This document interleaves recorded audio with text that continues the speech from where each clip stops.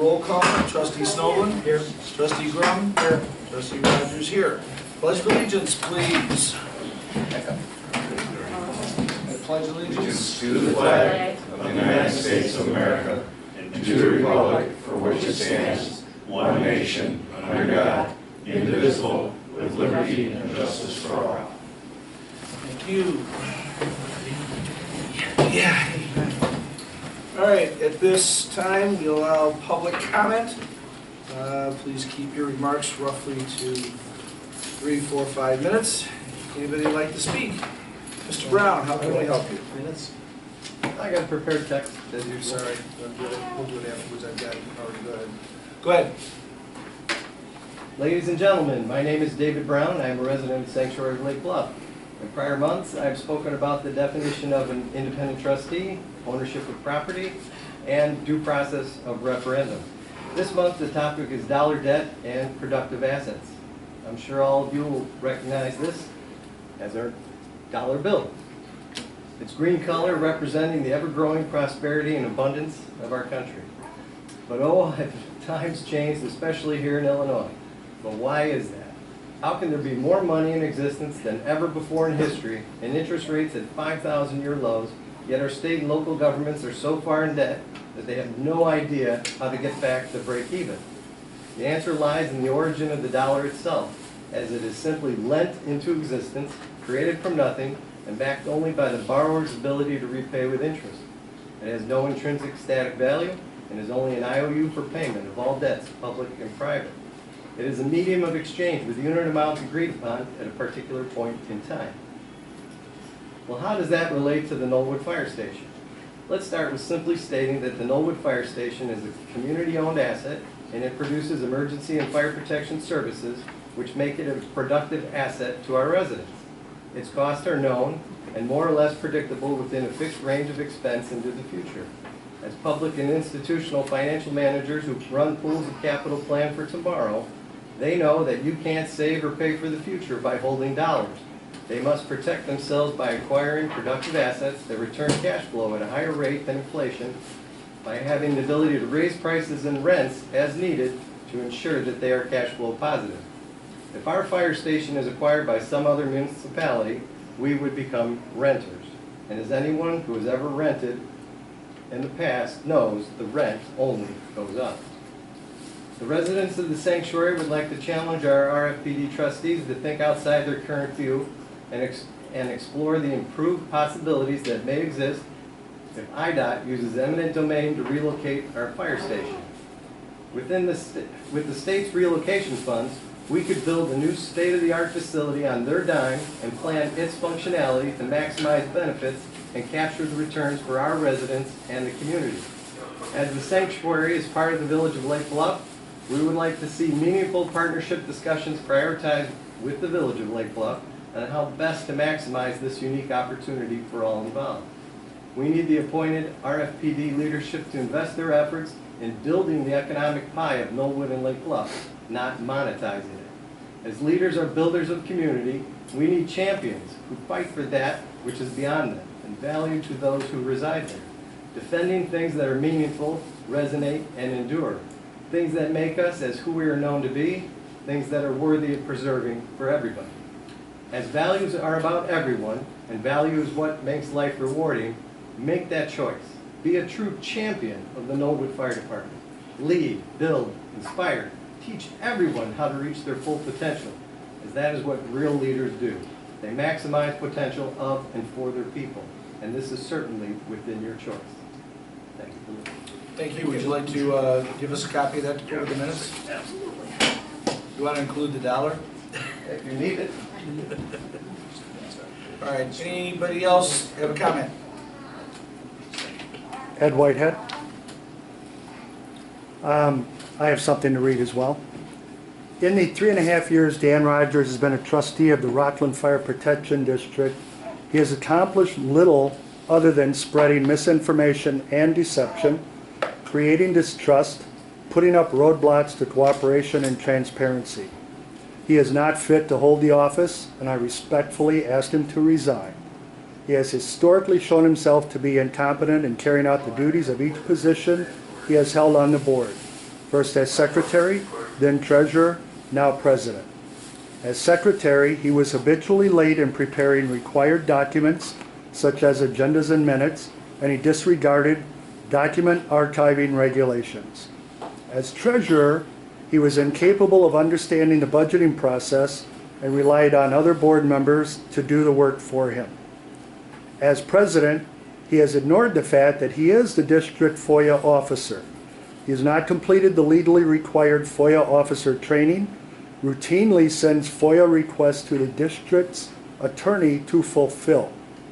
Few FOIA requests are so complex that they require a legal opinion.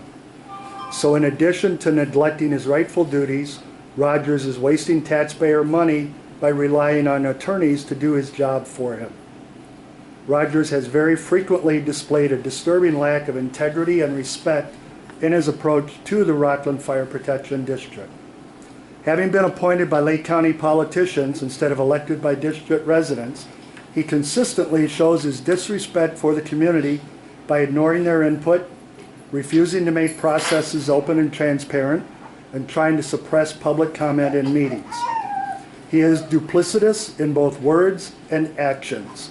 Many times he has expressed negative opinions about the fire department loudly and publicly, and then denied them when his comments are repeated back to him. In meetings, he often denies knowledge of his actions or statements, even when evidence obtained by FOIA contradicts it.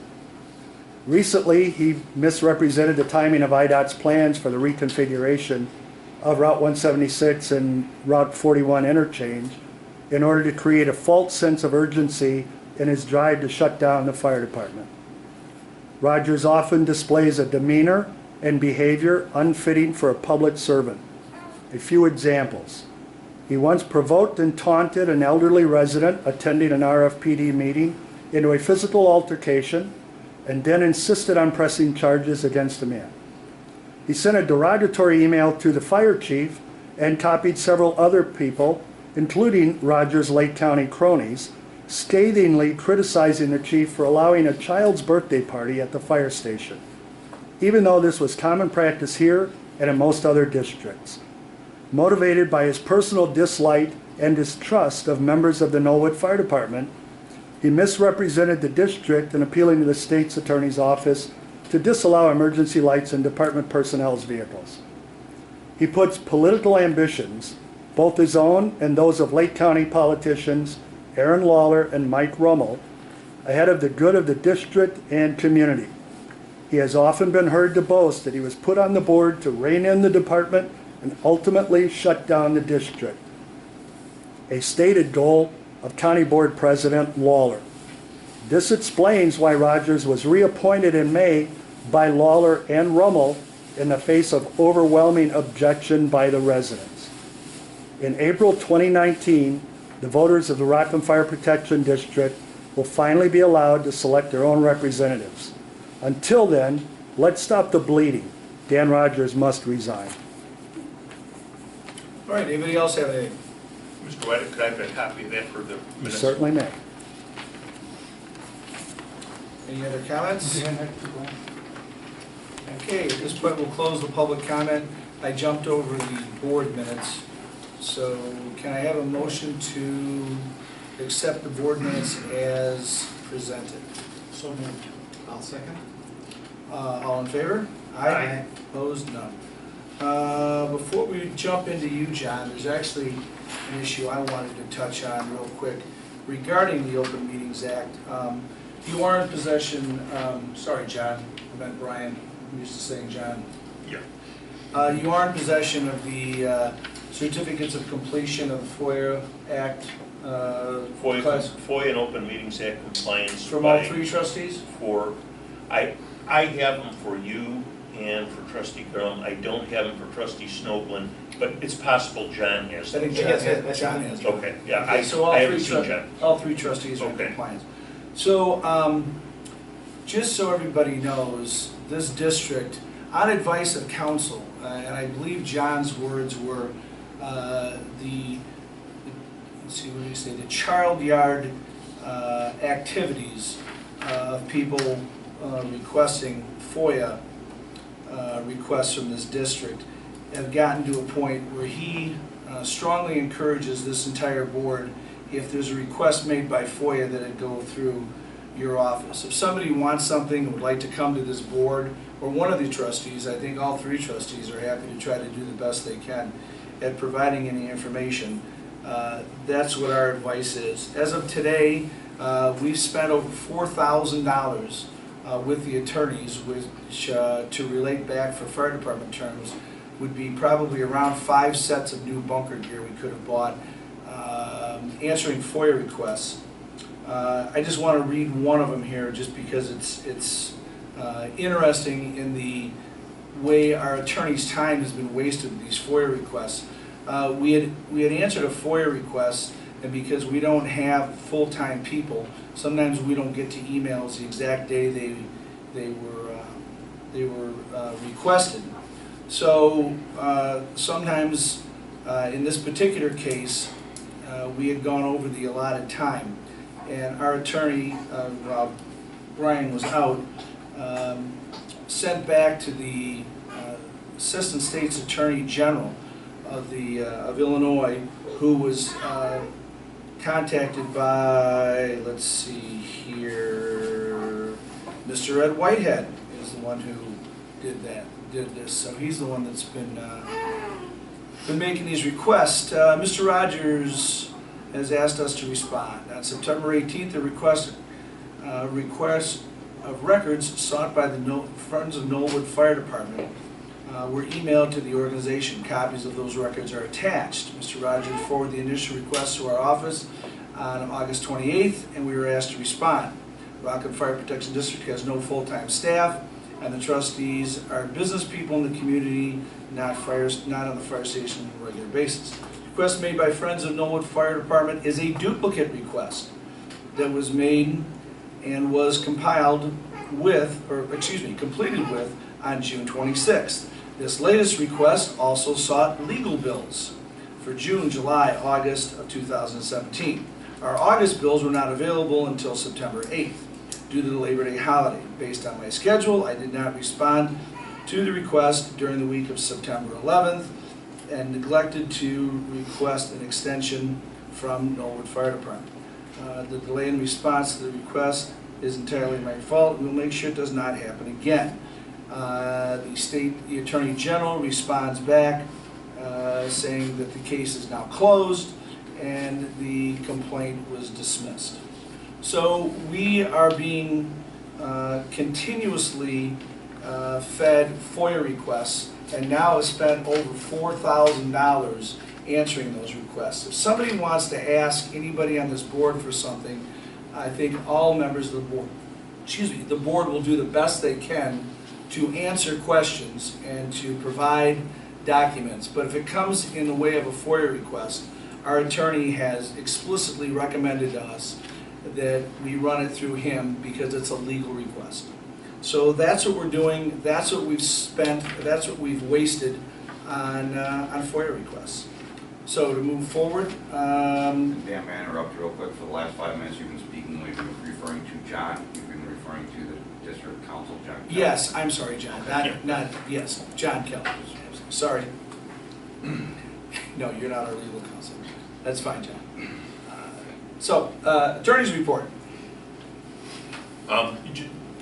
Just a reminder for the board and for the members of the public, the board will make its truth and taxation determination at the November meeting, how much we're thinking of levying. I've handed out some worksheets with some recommendations. I really wanted to get it to you to make sure you knew what the numbers were. Okay, could you email it to me? I did, but Here, I've John, got I a can copy give here. you a I've got a copy here. I can give John a copy right now. But you can see that. So in November, we'll make the determination, and then in December, we'll actually pass the levy ordinance to make sure we get it filed at time so you get money. Here, just take mine. It's got color on it, so you can. Yeah, mine. And I can talk to you afterwards and explain what the columns mean, but that way, I wanted to get that done to give you a little time to digest. Thank you.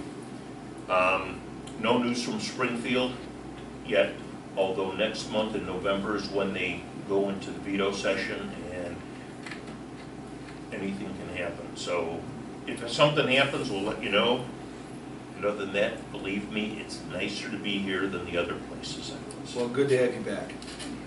Chief's report. A couple things.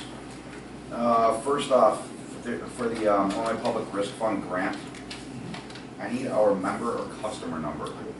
If you wouldn't mind just emailing that to me so I can submit that application, that'd be great. As far as the refund we received from NIPSDA for training, it was, I believe, last month, or even the month, possibly the month before. Do we have a specific reason that was refunded to us? Okay. The only reason I'm asking, it came to me third party that NIPSDA was saying that we owed them money, which I found to be hard, seeing as they sent us a refund check. So I'm reaching out to the director over there just to clear everything up, just to make sure that we're square on everything over there. But if you wouldn't mind, See what we got the records. yes, or the amount that they sent us. That way I can reach out to them and try and clear that up. I still have not received the driver's license abstracts back from the state. I'm sure it'll probably come in the next couple days after I sent them. Let me know how I do.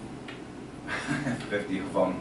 As far as the reason, Carl, that I didn't reach out to you for a check, it looks like in the fine print on there, since it's for a government agency, that there's a good chance that it's going to be for free. So everything was submitted. So maybe since it's in the free pile, it's taking a little bit longer. They did say kind of 14 business days to get them back. That's that. Pancake Day is coming up October 15th, which is going to be next Sunday from 7 a.m. to noon. Hoping that all three of you, or four of you, will be able to make it. I think it's a great time that, for any time that, or questions that the public may have, it's an open forum that you guys will be able to discuss with any of the residents at that point. The only thing, if you discuss district business and two or more of you are here, Correct. you have to list that as a special meeting, and we have to have minutes and all that. Okay. So if you guys can sign up for a lot of time, Stay away from each other. doing, stay away from each other, take shifts, that'd be great.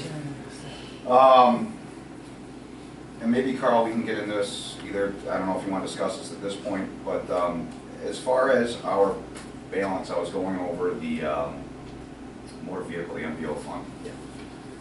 I found it to be that we were very, what it appeared to be very high in our expenditures so far at this point in the year. The preventive maintenance and pump testing for engine 44, I'm pretty positive was written into last year's budget, and they were to bill us prior to this year's budget, and the monies were supposed to be set aside, even though that it was coming into, they weren't able to do it or schedule it until right around the time. So this should not be reflected out of this year's. Yeah, we have that mechanism set up, and we did do that with a number Okay. of things that, you specifically told me would be coming, so we did that. This one, that one was not in the list of things, so it didn't get put there. Okay, I thought we specifically listed that out as far as the PM maintenance on the engine as well as the pump test, that they weren't gonna be able to get to it until, I believe it was April, May, but that they were gonna go ahead and bill us prior to. At the end of the day, at the end of the year, so to speak, it won't really make a difference. If we were under budget last year, and Right. that money, we could have used that money last year. Right. We have the money, it's just not in the budget. So do what you need to do, and if you go over, well, we have a contingency, so when you net Sure. the 2 years, at the end of the 2 years, you come out the same either way. True, it's just my goal for us to always maintain being the black at the end of each Which year. is good, so versus I gave you a little extra barrier there to. red to, also I'm looking at this going, how do we spend this kind of money already, because I'm not seeing it, okay. But yeah, at the end of, say, if we want to try and be as tight as we can on motor vehicle, but if we have the need and we go over, we can manage, Okay. A couple other things. The next couple days, I'm on duty tomorrow, so it's not going to take place tomorrow, but probably the day after. I'm, just to get on record, I'm going to be sending an email to Chief Karani, as well as looking to sit down and speak with him. There's been numerous issues we've been having to deal with as far as our ambulance service goes here in town, to the point where I'm now receiving complaints from residents. More than a quarter of the time, we're not getting the ambulance out of Station 3, which is leading to anywhere from a 10 to 15 minute response time from the ambulance. Obviously, our guys are on scene within 2 minutes. On top of that, not too long ago, an ambulance coming out of Station 1 got lost going to a call over on Washington, where they ended up on the east side of 41, then on the west side of Waukegan Road, before they were actually able to find the residence, which was located in between Waukegan and the Oaks. So I'm going to also offer training to them on our district to see if they want to have any sort of district familiarization done by our guys, to make sure that these types of things do not take place. And then for some reason today we had a call over at the motel across the street on 41. Libertyville's ambulance out of Station 3 was not available. So therefore they responded their Quint to our ambulance call, which I have no idea why. Which station? Out of Station 3. It was rag shift change, so I have no idea why they would do that. It's a junk company, how can they do that? But the shift change, maybe the ambulance was out with... The ambulance was out on another call. Another call, different crew. Right. Sure, but I don't know if that vehicle's ALS or not, nor why they would just go ahead and self-dispatch themselves to that call. So I'm going to be looking into that as well. We also did, I know that's not even important at this point. Lastly, I've been meeting with Chief Graff in Lake Bluff, and we've been working out some different options and different solutions for staffing. Not only with our department, but jointly staffing to knock down our costs as well as spread the costs across the board between the two departments. Obviously, this is not something that happens overnight.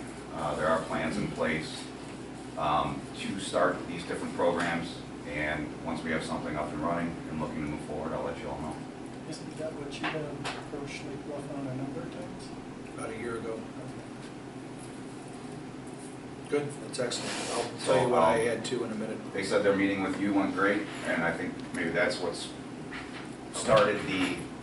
I'll explain that when we get to it, and let you bring it up to speed. Okay, and that's all I have. Do we have a non-performance clause in that, in the ambulance contract? Treasurer's report. Sure. Okay. Lake Forest Bank and Trust, and the capital account is $36,377. Lake Forest Bank and Trust checking is $330,860.02.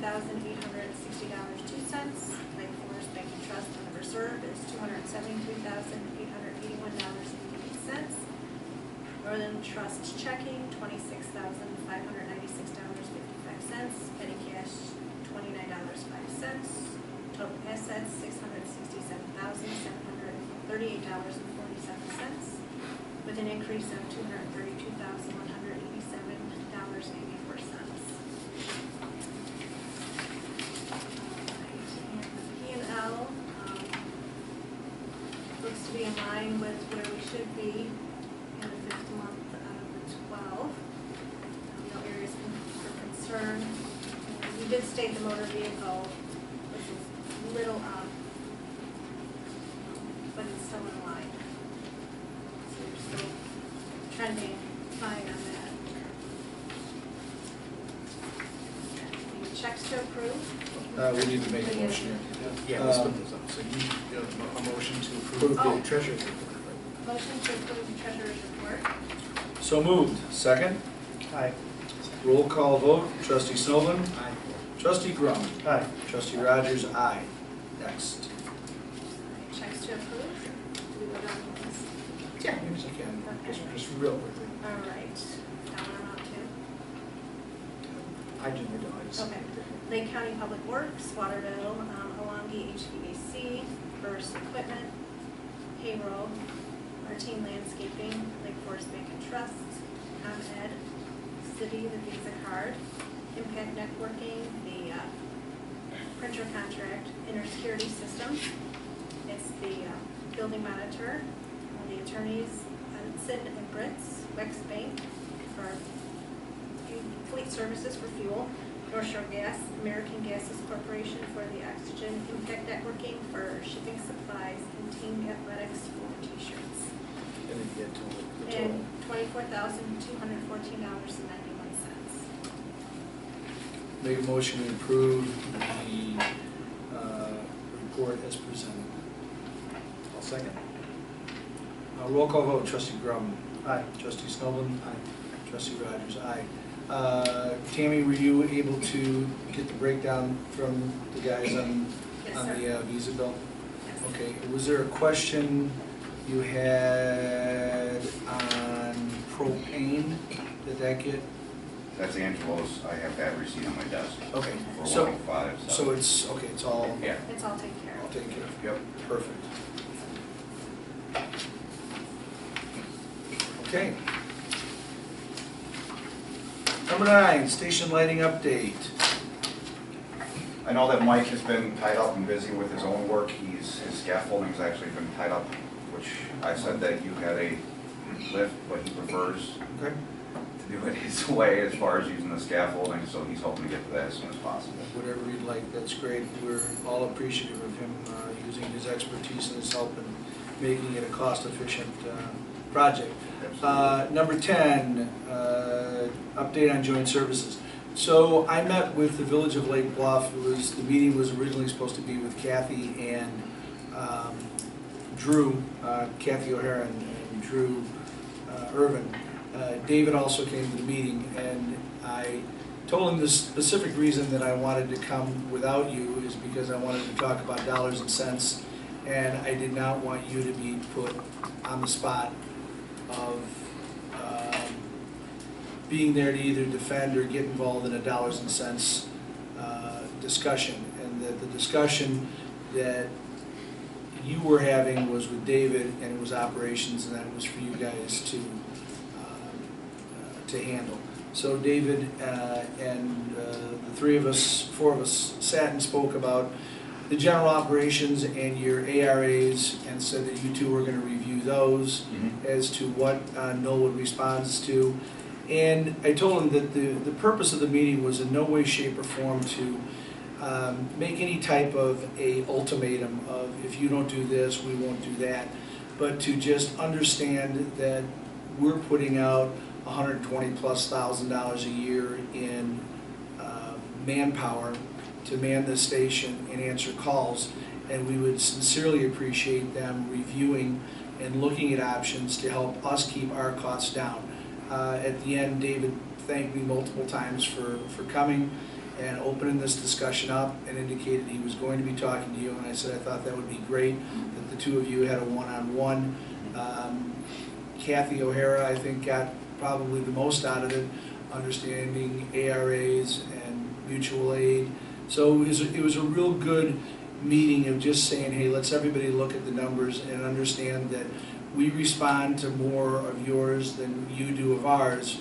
All that being said, let's just kind of look over the numbers and find maybe some common ground to help us reduce our numbers, and then pick up a little bit more of the costs and not reduce the response to the residents of Lake Bluff or Knollwood. So I thought it went real well. I'm exceptionally happy to hear that you and David have talked since. I think that's great. So I think there is continued interest from Lake Bluff in finding ways to work together and look at costs. So I was really pleased when I left, and even more pleased now to hear that you met with Chief Graff.